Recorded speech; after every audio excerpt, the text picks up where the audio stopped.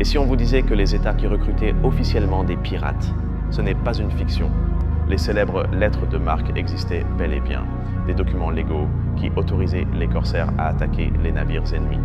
Une véritable autorisation d'État pour piller.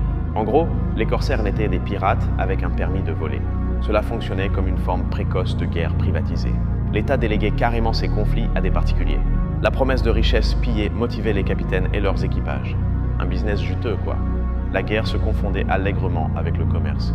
Un navire marchand devenait une cible légitime s'il battait pavillon ennemi. Mais alors, que se passait-il si le corsaire dépassait les bornes ou attaquait sans autorisation? La frontière avec la piraterie était vraiment poreuse.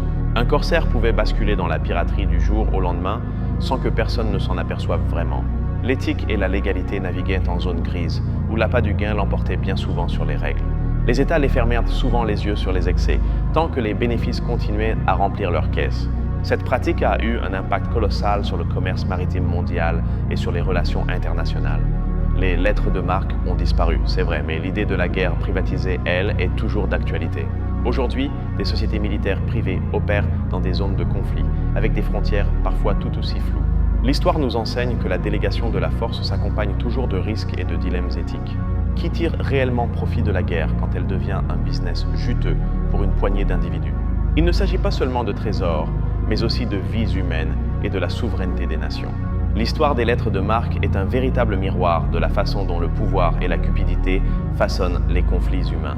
Elle nous force à remettre en question qui sont les vrais héros et les véritables méchants dans le récit historique. Alors, la prochaine fois que vous entendrez parler de pirates, souvenez-vous que certains avaient une permission officielle. Pensez-vous que ces pratiques existent encore aujourd'hui, sous une autre forme? N'hésitez pas à nous laisser votre avis